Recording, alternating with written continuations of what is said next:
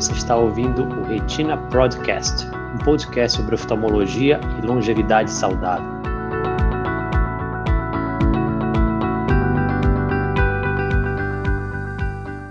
Boa noite, sejam todos muito bem-vindos a mais uma live. É com muito prazer que a gente faz todas essas quartas-feiras, tenta trazer conhecimento, informação gratuita para todos os pacientes que nos acompanham nessas nossas jornadas de quartas-feiras à noite. Meu nome é Alexandre Rossi, sou médico oftalmologista, professor aqui na UFPA e um dos sócios da Retina Pro. Nosso intuito ao longo dessas quartas-feiras é sempre trazer informação de qualidade, porque a gente acredita que pessoas bem informadas podem tomar decisões mais conscientes. Bom, os recadinhos de sempre, né? Então, se você não está inscrito no canal, se inscreva, ative o sininho lá para receber a notificação quando começar essas lives. Compartilhe esse conteúdo com outras pessoas que podem ter interesse nesse conteúdo, né? Sobre o assunto saúde ocular, que a gente vai tentar trazer conteúdo cada vez mais importante para vocês. Então, só lembrando mais uma vez, né, pessoal, que o intuito dessa live não é substituir em nenhum momento o seu médico, é a gente trazer maior informação, porque a gente acredita que você possa ter mais informações para discutir, ou pelo menos para conversar melhor com seus médicos. Afinal, durante a consulta, existem muitas perguntas que às vezes você não consegue tirar ao longo da consulta e que podem surgir depois, e que é o intuito justamente desse conteúdo, é esclarecer ou lançar luz sobre essas dúvidas que aparecem. Hoje a gente vai falar sobre a live, é uma live muito, muito bacana. Hoje a gente vai falar sobre anestesia para procedimentos oculares, né? Então a gente vai poder entender como é que é feita a anestesia, quais os tipos de anestesia que podem ser feitas, né? Anestesias com colírio ou anestesia sem colírio, que se utiliza para cirurgia de catarata, anestesias com bloqueio. E aí, para isso, a gente vai chamar aqui o meu grande amigo, Dr. Fábio Leite, também, que trabalha com a gente lá na Retina Pro. Bem-vindo, Fábio, boa noite. Boa noite, meu amigo Alexandre. Boa noite, senhoras e senhores que estão assistindo a nossa live. Um prazer estar aqui com vocês de novo do Retina Pro. Muita satisfação em estar aqui esclarecendo a população, podendo tirar as dúvidas e participar desse momento aqui extremamente construtivo. Legal. Então, Fábio, aqui a intenção da live é ser realmente um bate-papo, a coisa que é uma coisa bem informal, com um conteúdo bem voltado para o paciente, porque a gente percebe que existe muita gente fazendo conteúdo, principalmente médico na internet, mas tem pouca gente fazendo conteúdo sério de qualidade para paciente, né? Então, eu vou começar lá, já de início, a gente conceituando a anestesia, né? Então, qual é o objetivo de uma anestesia, né, para a gente fazer num paciente, né? A grande maioria das pessoas acha que anestesiar é fazer dormir. Não é. Isso é um erro pensar assim. Anestesiar vem do grego, quer dizer retirar a dor, livre de dor. Então, as cirurgias só se tornaram possíveis não a partir do momento em que o paciente está dormindo, mas sim a partir do momento em que o paciente não tem dor. Que antigamente, na Idade Média, que você precisava amputar um membro, alguma coisa, você fazia isso com um paciente acordado, mordendo um pedaço de madeira. Imagina fazer uma cirurgia abdominal ou no olho de um paciente, com ele ali gritando, se mexendo, não tem como. Então, o real fundamento da anestesia é livrar o paciente da dor. Isso é a parte mais importante. E é importante a gente relembrar isso, né, Fábio, porque às vezes o paciente pode queixar alguma coisa ali durante o ato anestésico, né? É importante que o anestesista esteja presente, ou então esteja ligado ali no procedimento, porque justamente a função de vocês é essa, como você mesmo falou, né?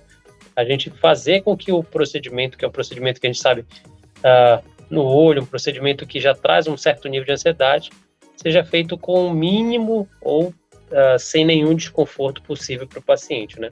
Sim, nem sempre é possível a gente livrar todo e qualquer procedimento 100% da dor. Existem situações em que a própria anestesia ela acaba sendo um bálsamo, uma redução da dificuldade, mas o objetivo da gente como anestesistas é entregar um paciente sempre pronto para ser submetido a um procedimento livre de dor, parado, imóvel de preferência, tá? Dar condições para que o cirurgião possa fazer o seu ato de forma mais perfeita possível.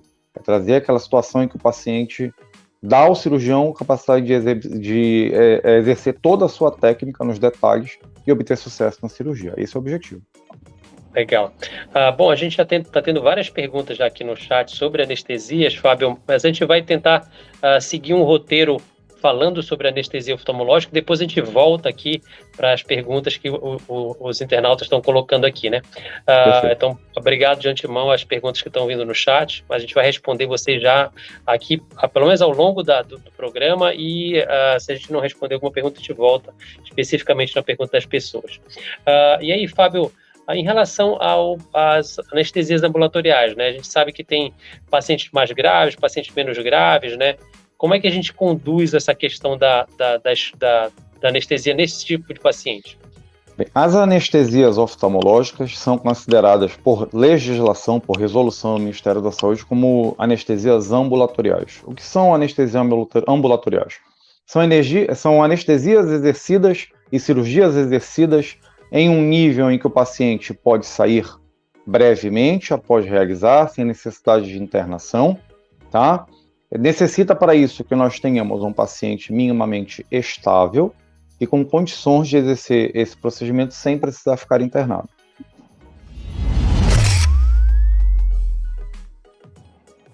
Legal.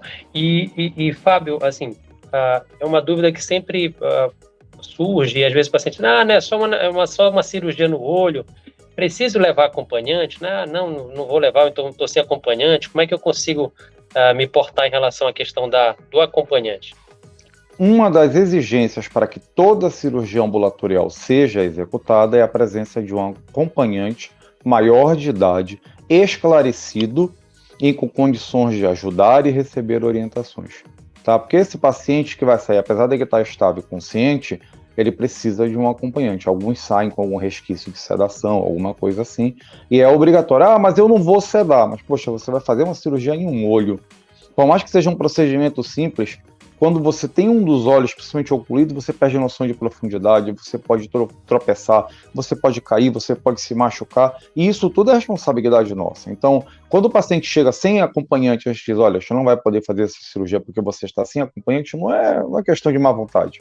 É porque esse paciente ele necessita de alguém maior de idade, consciente, orientado, que possa ajudá-lo.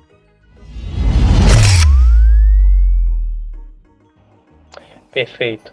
E Fábio, já entrando na questão a gente falou da questão do acompanhante, né?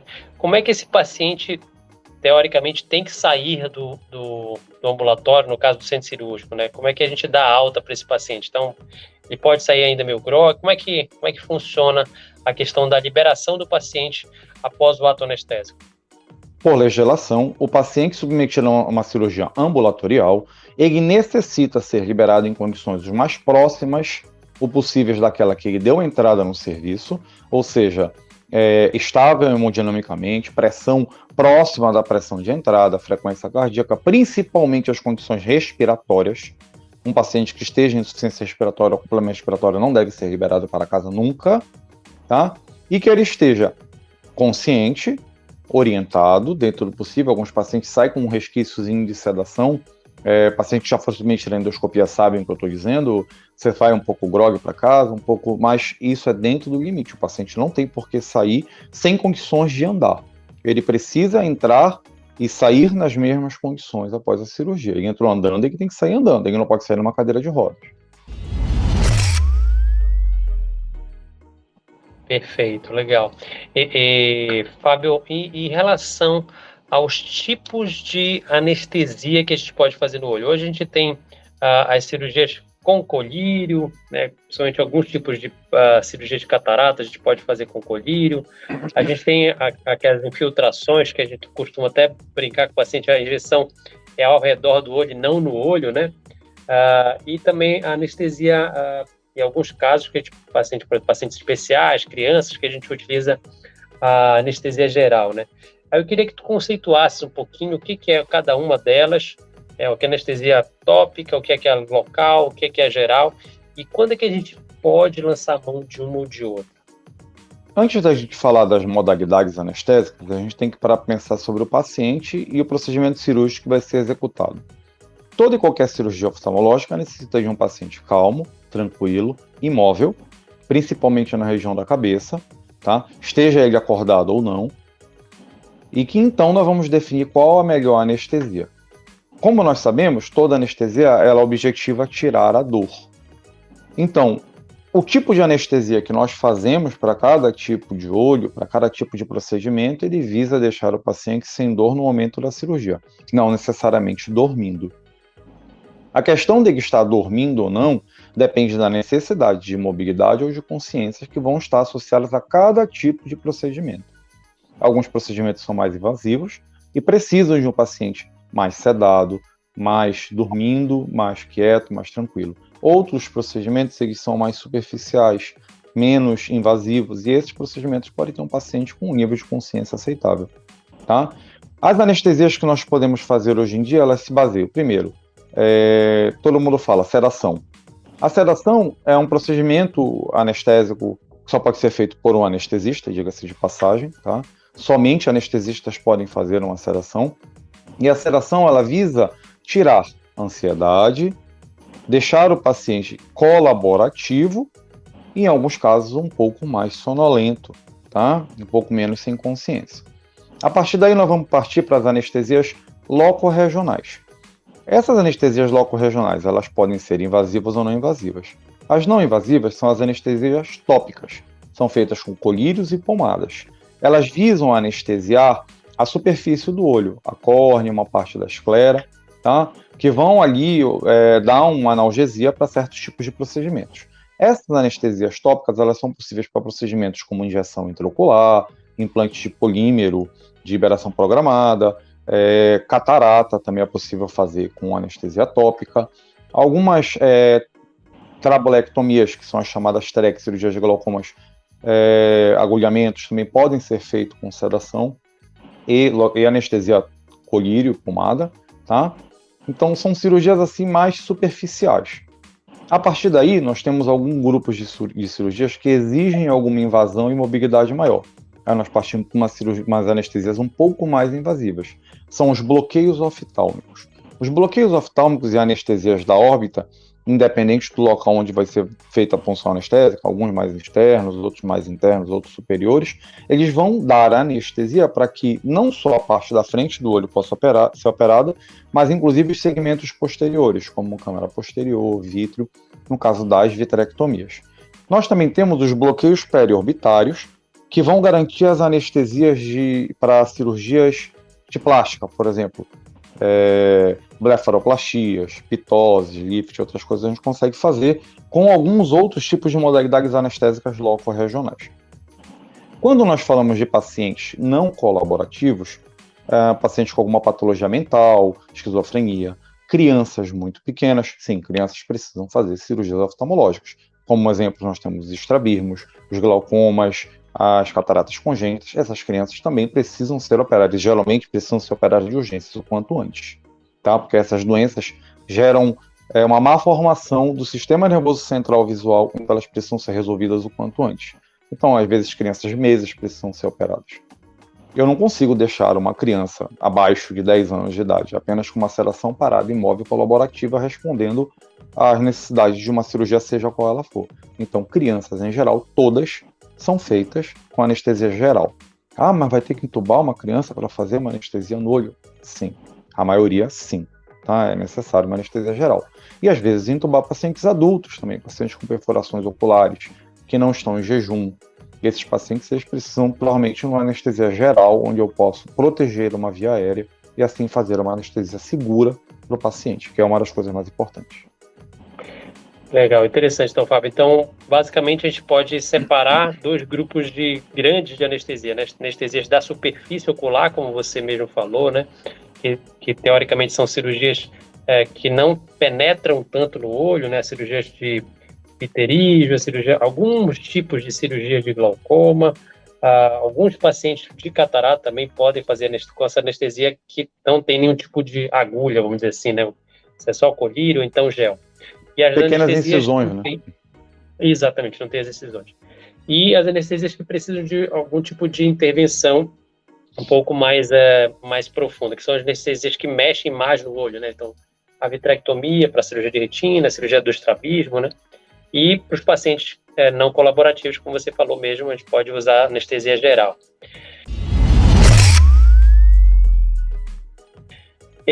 Fábio, e me diz uma coisa, como é que a gente lida com a questão das... existe alguma contraindicação, algum paciente aqui que você não pode utilizar determinado tipo de anestesia, outro que você deve utilizar? Como é que você avalia essa questão das indicações e contraindicações de cada um desses tipos de anestesia? Todo e qualquer procedimento anestésico cirúrgico tem uma contraindicação absoluta: a recusa do paciente. Este é o primeiro ponto. O paciente deve ser orientado sobre riscos, benefícios, problemas, situações, necessidades, e então definir se ele deve ou não deve ser anestesiado. Passando essa contraindicação absoluta, a grande maioria das outras são relativas, e elas estão ligadas diretamente a uma questão de risco-benefício. O paciente não está alimentado, ele está com o olho perfurado, ele vai perder o olho. Então, a gente tem que pensar em como providenciar uma anestesia segura para um paciente nessas condições. Cada tipo de cirurgia e cada tipo de anestesia vai ter uma contraindicação específica. Por exemplo, existem contraindicações para anestesia tópica? Existem. Primeiro, a não colaboração do paciente. Um paciente que vai ser submetido a uma anestesia tópica, ele precisa ter consciência de que ele precisa estar parado, imóvel, e que é uma cirurgia que não priva a sensação de tato, ela priva a sensação de dor. Você vai sentir tocar, você não vai sentir dor em momento algum. Se você sentir, a gente melhora a anestesia intraoperatória e logo passa, não é um problema isso. Mas ele vai sentir tocar, então ele precisa ter um certo nível de tranquilidade e consciência para que ele entenda que isso vai ser feito e que isso é normal e que não vai sentir doer. Mas eu sou muito nervoso, eu não consigo ficar tranquilo. Esses pacientes necessitam de uma sedação um pouco maior, de uma utilização de fármacos para que ele fique mais tranquilo, que ele fique mais imóvel ou mais colaborativo. Para isso entra a sedação associada às anestesias tópicas. Tá? Então, contraindicação para anestesia tópica: o paciente não ter condição de colaborar, ele precisa ser colaborativo. Outras contraindicações para anestesia tópica: existem alguns colírios da anestesia tópica que têm efeito sistêmico. Vou dar um exemplo: a fenilefrina é um colírio utilizado para dilatação pupilar. Ele pode causar bloqueio atrioventricular, ele pode causar uma série de outras, até infarto agudo do miocárdio. Então ele tem que ser usado com critério por pessoas orientadas. Precisa ter sempre um médico próximo para estar acompanhando e estar olhando. Tá? Mas é uma contraindicação relativa. Eu já tive infarto, eu não posso fazer uso desse colírio? Pode. Só deve ser feito, monitorizado e acompanhado, tá? Porque a maioria dessas intercorrências, quando acontece, você pode intervir e resolver, tá? Voltando às contraindicações. Contraindicação de sedação. Quando é que eu não posso sedar um paciente? Pacientes instáveis, pacientes com doenças das vias aéreas superiores, porque quando eu sedar, ele perde a capacidade, o reflexo imediato de tossir ou de deglutir, então as secreções vão se acumulando na via aérea e ele pode ter algum sinal de obstrução respiratória durante a cirurgia. Então, infecção, gripei, posso operar? Você vai sedar? Então, não é de bom tom que você faça cirurgia, menos que seja urgência. E nesses casos, a gente deve até considerar se é melhor não fazer geral. Mas dá para fazer anestesia nesse momento? Não é de bom agrado. Até porque nós falamos de cirurgias oftalmológicas, são cirurgias eletivas. Elas não são urgências na grande maioria. Existem as urgências? Existem. Como perfuração ocular, como descolamento de retina de grande tamanho. Mas, assim, a maioria são eletivas. São cirurgias que podem ser programadas, podem ser remarcadas. Então, paciente com infecção de via aérea superior deve ser remarcado. O paciente tem DPOC, doença pulmonar obstrutiva crônica, muito comum em pacientes tabagistas. Esse paciente ele não tolera ficar deitado. Então, se ele não tolera ficar deitado, ele não vai conseguir tolerar uma cirurgia oftalmológica. Ele precisa ser avaliado e determinado qual a anestesia mais segura para ele. Geralmente é a geral também. Tá? O paciente que tem insuficiência cardíaca congestiva, ele também não tolera ficar deitado muito tempo. Então, tem que ser considerado se ele pode ou não ficar somente sedado deitado. Tá? Então, essas são condições do organismo que levam a considerar se dá ou não dá para fazer sedação. Os bloqueios oftálmicos, eles também possuem algumas contraindicações, principalmente ligadas à coagulação, porque quando você vai fazer um bloqueio, você vai entrar com uma agulha ao lado do olho do paciente. Você não vai perfurar o olho do paciente, mas existem vasos sanguíneos e o olho está numa loja fechada. Se você perfurar um vaso sanguíneo e o sangue sair ali atrás do olho, ele vai ficar num ambiente fechado e aquilo ali pode comprimir estruturas que pode ter um efeito não muito bom. Então, pacientes anticoagulados plenos ou com distúrbio de coagulação não podem fazer anestesia loco-regional bloqueio. Tá? Existem outras questões, como a formação da órbita. Quando o olho ele é muito para dentro da órbita, que é o que a gente chama de index finger, que é um medidor de protusão do olho ou não, quando ele é muito interno dentro da órbita, é arriscado fazer um bloqueio se você for um anestesista não muito bem treinado. Então, isso tudo precisa ser levado em consideração. Tá? A anestesia geral também possui as suas contraindicações. Intubação difícil, por exemplo, não é que seja uma contraindicação absoluta, mas se o paciente tem uma intubação difícil, está com o olho perfurado, eu não vou querer intubar ele, porque eu vou fazer esforços que podem fazer com que a pressão intraocular aumente e esse paciente possa acabar perdendo o olho antes de sequer ter sido operado. Então, são considerações que a gente deve sempre avaliar e determinar para cada um dos seus pacientes.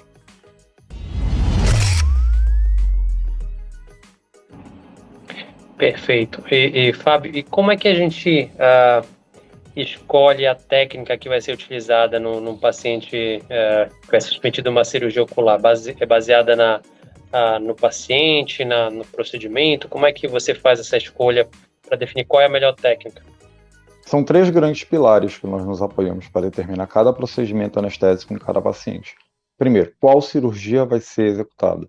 Se ela é invasiva ou se não é, o nível de dor, o nível de mobilidade que eu preciso ter desse paciente, o nível de colaboração, tá? Isso é uma das coisas que leva a gente a determinar que tipo de anestesia a gente vai fazer. Só que além das anestesias, da determinação através do procedimento cirúrgico, nós também precisamos levar em consideração, além da determinação do tipo de paciente, precisamos também determinar o tempo cirúrgico. A cirurgia vai durar 5 horas, eu consigo fazer isso só com um bloqueio loco-regional? Até consigo, mas é o melhor para o paciente passar 5 horas ali sendo sedado com via aérea desprotegida e com uma anestesia local? Não, a gente tem que pensar muito nessa questão do tempo cirúrgico. Tá? Precisamos também levar em consideração o paciente. O paciente é um determinante chave para você escolher uma modalidade anestésica sem que ela tenha algum problema. Tá? Então você vai avaliar se o paciente tem nível de consciência, se ele é colaborativo, se ele está estável hemodinamicamente, ou seja, se a pressão está normal, se o coração está normal, se a respiração está normal, tá? Se ele tem capacidade de colaborar tanto com o procedimento anestésico quanto com o procedimento cirúrgico, se ele tem distúrbio de coagulação, porque você vai escolher se você pode fazer um bloqueio ou não de acordo com essa situação em que o paciente está, mas nós também temos que levar em consideração o cirurgião que está operando. É extremamente importante que o anestesista conheça o seu cirurgião, conheça seus tempos cirúrgicos, saiba sentar ali do lado dele, avaliar a cirurgia acontecendo, ver o que precisa fazer, o que pode mudar. Então, é muito difícil você chegar para fazer uma anestesia num paciente que você não conhece, para um cirurgião que você não conhece, e um tempo cirúrgico que você não conhece, o resultado é que tende a ser prejudicado numa situação dessas.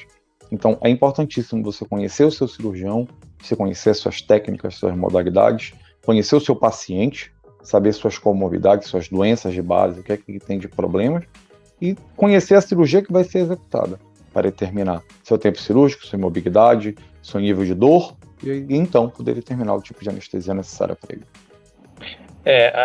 O procedimento cirúrgico é como se fosse um jogo, né, Fábio? E a equipe cirúrgica é um time, né? Cada um tem que jogar no seu melhor, na sua melhor posição, e quanto mais entrosamento, né, você tiver entre as pessoas, cada vez mais você consegue trazer resultados melhores, né? Então, às vezes, só de você olhar o que está acontecendo ali no campo cirúrgico, você já sabe, opa, talvez eu deva fazer isso aqui para melhorar, talvez diminuir o sangramento, abaixar a pressão arterial do paciente, ajudar o cirurgião ali naquele ato cirúrgico, né? Então, é realmente muito importante essa colaboração, essa sintonia, né, entre todo o pessoal da equipe cirúrgica, né?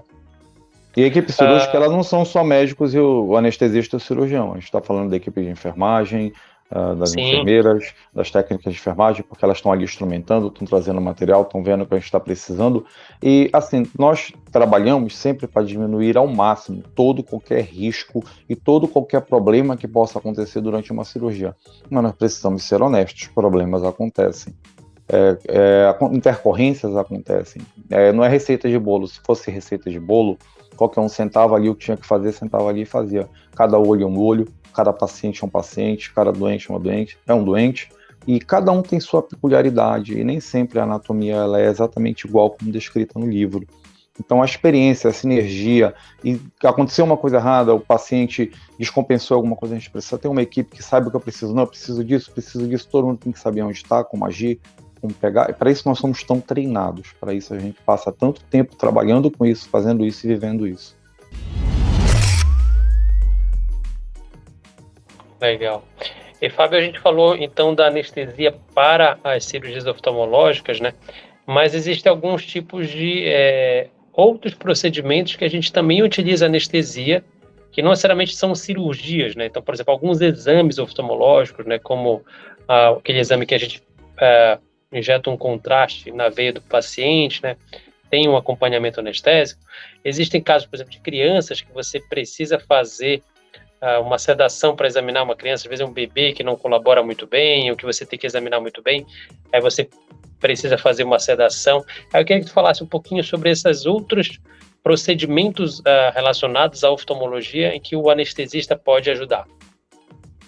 Os exames que necessitam de contraste, o que é o contraste? O contraste é um composto que pode ser ingerido de via oral ou intravenosa, que ele vai entrar na corrente sanguínea e vai corar alguma estrutura ou algum vaso sanguíneo para que você possa identificá-lo através de um exame de imagem. Seja qualquer exame de imagem que você vá fazer contrastado, tomografia, ressonância, angiofluorescenografia, qualquer um desses exames que você for fazer, provavelmente você vai ter que fazer a administração de um contraste. Esse contraste vai, de alguma forma, corar estruturas do órgão ou dos vasos sanguíneos para que você possa, através de um exame de imagem, observar eles e diagnosticar doenças. Um exemplo muito comum de exame que nós costumamos fazer é a angiofluorescenografia.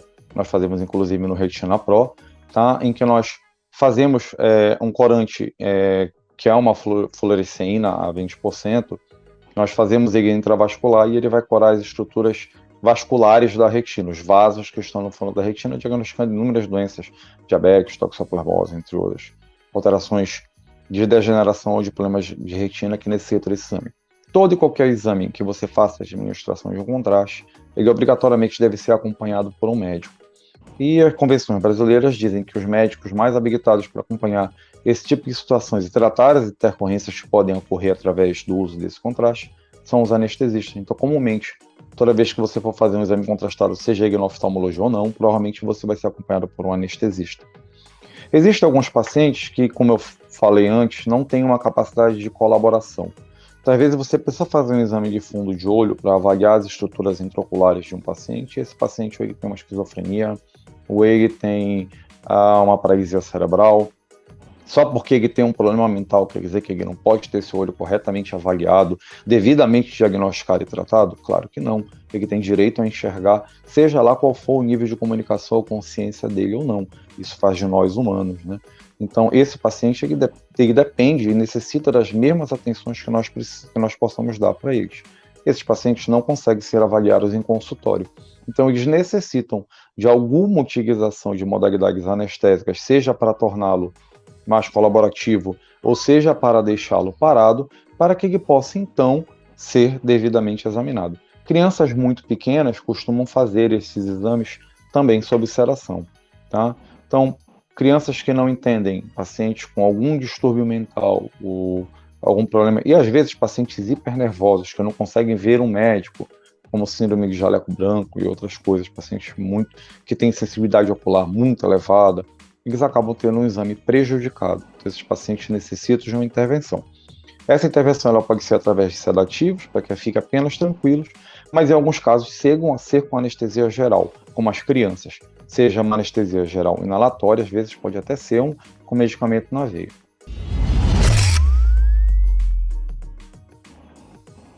Perfeito, Fábio. Bom, deixa eu A gente está chegando aqui com 30 minutos. Eu queria agora ler algumas perguntas aqui para você, que a gente teve aqui da nossa audiência, aqui dos internautas. São perguntas relacionadas à anestesia, tá? Sim. Aí eu vou colocar aqui, Fábio, a pergunta da Cecília, primeira. Ela fala: boa noite, o que pode acontecer se a pessoa vomitar após a cirurgia de catarata por causa da anestesia? Então, pode causar sequelas depois?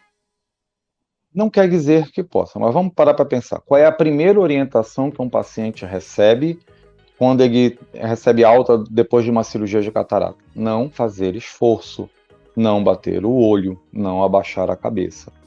Quando você tem uma náusea e acaba fazendo uma êmese, que é o vômito, você, além de abaixar a cabeça, você vai fazer esforço. O esforço em si, quando ele é exercido, ele pode aumentar a pressão de dentro do olho, tá? Seja por maior fluxo de sangue para a cabeça, isso pode levar a um aumento da pressão intraocular. Isso não quer dizer que todo mundo que vomite vá ter problemas na cirurgia ou no pós-operatório da cirurgia de oftalmologia, principalmente de catarata. Mas pode ocorrer. Alguns pacientes, por esforço, a lente pode acabar deslocando, pode acabar abrindo a incisão novamente. Então, esses pacientes, eles necessitam evitar esse tipo de situação de náuseas. Por isso, nós recomendamos a todos os pacientes, após sedação ou cirurgia de catarata, que eles devam fazer a primeira refeição assim que liberado e bem acordado, para que ela seja leve, uma alimentação leve. Eu acabei de sair de uma cirurgia, vou comer um feijão, depois tomar um açaí. Esse paciente, numa situação dessa, provavelmente ele vai ter náusea. Então, o estômago está ali num jejum prolongado, 6, 8, 10, 12 horas, e existem medicações ali que podem trabalhar já numa questão nauseante. O paciente vai e me joga uma alimentação altamente gordurosa, altamente difícil de digerir. Esse paciente provavelmente ele vai ter náuseas. Então, ideal, sem náuseas, tá? Perfeito. Então, recomendação, alimentação leve após o ato anestésico, né, pessoal? Aí, Fábio, eu tenho uma pergunta aqui do Valdeci, que está sempre com a gente aqui. Existe diferença da anestesia na cirurgia da retina para a cirurgia da catarata? A gente já comentou um pouquinho, né, sobre isso, né? Mas fala brevemente aí para o Valdeci, Fábio. A grande maioria dos pacientes de catarata, não todos, tá? Existem indicações e contraindicações. Pode ser feito com anestesia tópica, colírios e pomadas. Alguns necessitam de sedação, não todos. Alguns conseguem fazer somente com colírios e pomadas, desde que eles sejam colaborativos, tá? Mas existem algumas cataratas que necessitam ser anestesiadas com bloqueio, que é aquela anestesia que a gente faz com a agulha próxima ao olho, principalmente em cataratas muito duras.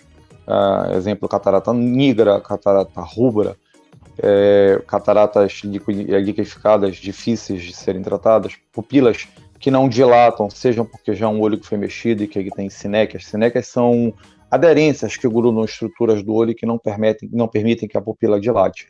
Se a pupila não dilata, você não consegue ter acesso a todo o cristalino para fazer a aspiração dele algumas vezes. Isso pode tornar a cirurgia arriscada. Então, esses pacientes, eles precisam ter uma manipulação ocular maior. Então, eles necessitam de uma anestesia por bloqueio.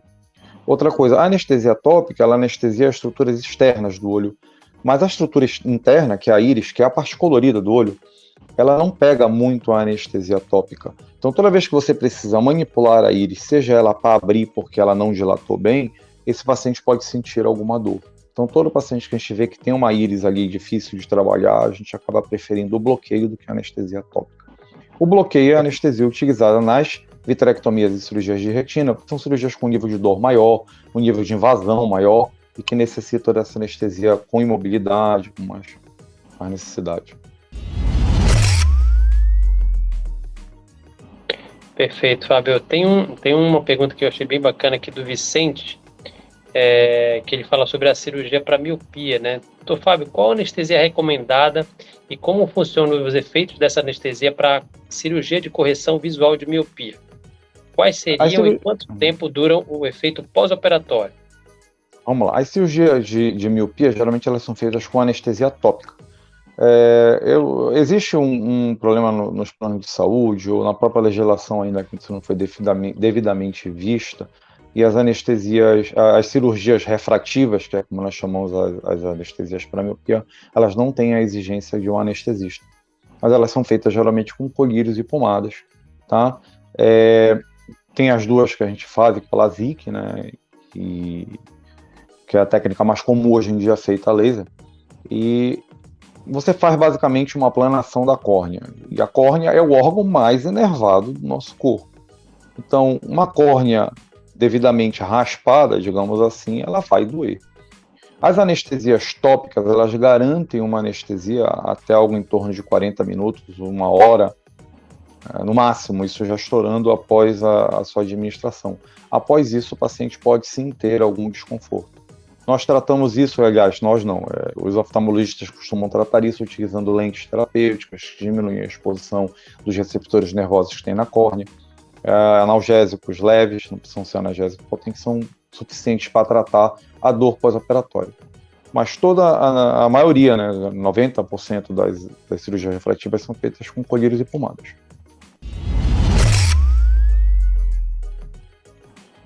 Perfeito. Aí, Fábio, eu tenho uma outra pergunta aqui que eu queria colocar, que é da Sinara.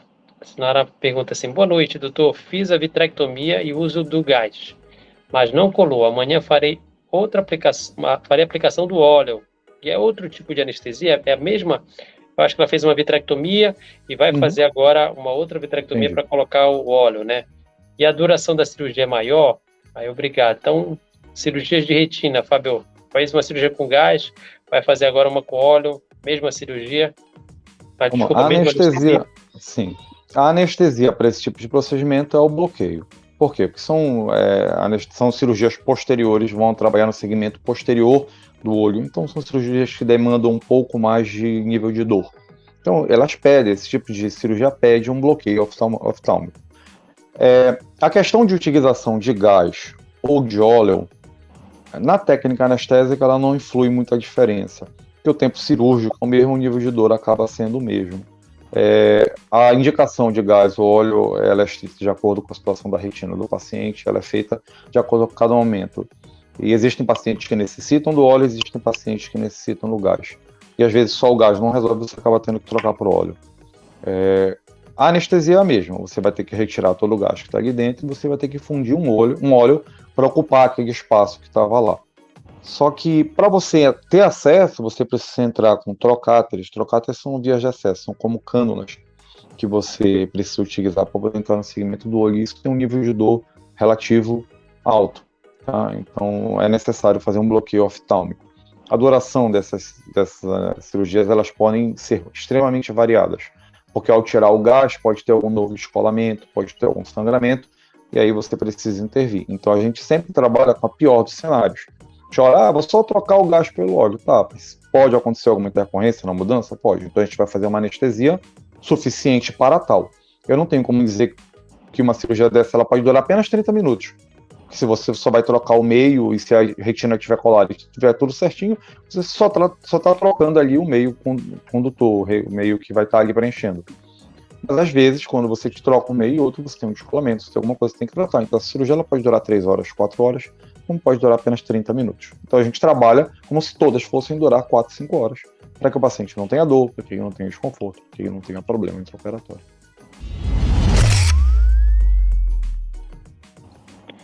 Legal, Fábio. Eu acho que, estamos chegando aqui nos 40 minutos, a gente sempre encerra por volta de 40 minutos, né? Então, eu queria te agradecer, foi realmente uma aula sobre anestesia para procedimentos oculares, né? Só lembrando, né, aos nossos internautas que a gente já teve uma live aqui com o Fábio sobre cuidados pré-operatórios para cirurgia ocular, que também foi muito bacana. Então, se você vai fazer alguma cirurgia ocular, assista essa live sobre cuidados pré-operatórios, que é bem bacana.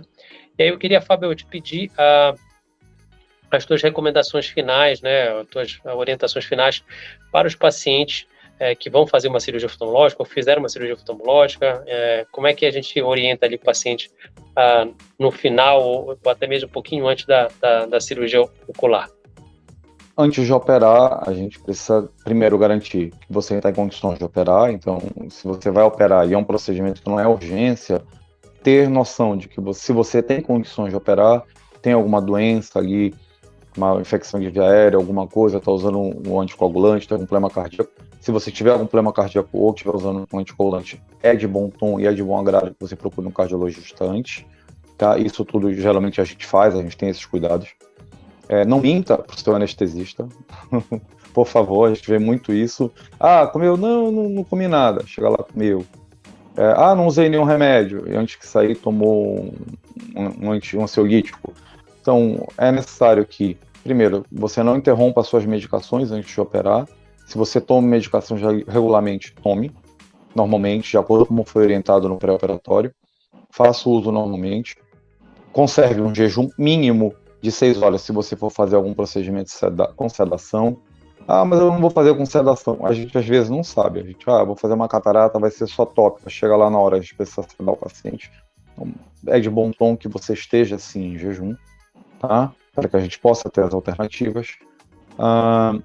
Evite hábitos como coçar o olho e outras coisas antes e depois da cirurgia, tá?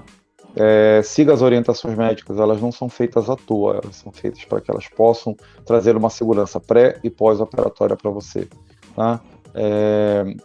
Esteja calmo, esteja tranquilo, as pessoas que estão ali são pessoas treinadas, confie neles, eles querem o seu melhor, eles querem estar ali te tratando da melhor forma possível, querem o sucesso da cirurgia, querem que você seja satisfeito. Às vezes não é possível, claro que a gente sabe que não, mas todos ali vão estar trabalhando ao seu redor, com boa vontade. Se você for olhar, principalmente no retina, o pessoal trabalha com muita vontade, muito amor, quer estar ali, quer o melhor para todo mundo.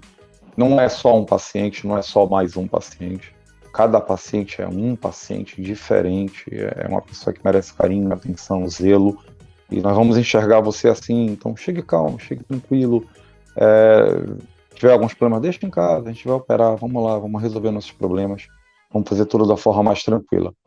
Confie na sua equipe, que ela vai estar trabalhando para você 100%, tá? Prazer estar aqui com vocês. A gente se encontra sempre lá pelo Retina. As pessoas que forem agora fazer procedimentos cirúrgicos, geralmente sou eu e o Zé Augusto que estamos lá recebendo vocês. Excelente anestesista, Zé Augusto também. Um grande abraço para ele, que deve estar assistindo a nossa live por aqui, se não tiver, vai assistir, tá? E é um prazer trabalhar com vocês, é um prazer estar aqui com vocês. Dúvidas, eu sempre converso muito com meus pacientes, os que já foram meus pacientes sabem, eu tiro qualquer dúvida, eu converso com todo mundo, eu estou ali para ajudar todo mundo, eu recebo todo mundo com um sorriso nos olhos, com um sorriso no rosto, e sempre com muito carinho. Eu sempre vou estar assim tratando a todos vocês, porque é o que eu amo fazer, e é o que eu quero fazer, e é o que eu gosto de fazer, é o que me faz feliz. Eu espero, com isso, poder compartilhar um pouco da felicidade do conhecimento e do sucesso com vocês. Legal, obrigado, Fábio. Vou tirar você aqui, a gente se vê daqui a pouquinho nos bastidores. Foi ótimo mais uma vez. Grande abraço. Tchau, Grande abraço e boa noite. Tchau, tchau. Bom, pessoal, a gente teve uma live super interessante sobre anestesia em procedimentos oculares, né? O Fábio conseguiu, em poucos minutos, percorrer desde as indicações aos tipos de bloqueio anestésico, tipos de anestesias para os vários tipos de procedimentos, ou melhor, para os vários tipos de doenças oftalmológicas. Foi uma live que espero que vocês tenham gostado e aproveitado bastante, né? Se você conhece alguém que pode ter interesse nesse conteúdo, né, que vai fazer uma cirurgia ocular, ou então que tem alguma doença que vai precisar de cirurgia, compartilhe esse conteúdo para ele, que eu tenho certeza que vai ser de muita valia também para essas pessoas. Muito obrigado a todos vocês, a gente se vê pontualmente todas as quartas-feiras às 20 horas. Um grande abraço. Tchau, tchau, pessoal.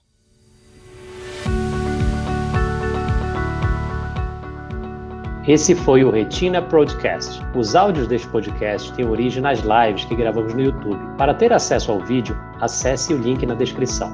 Para participar e enviar suas perguntas, assista a nossas lives toda quarta-feira às 20 horas. Até o próximo episódio.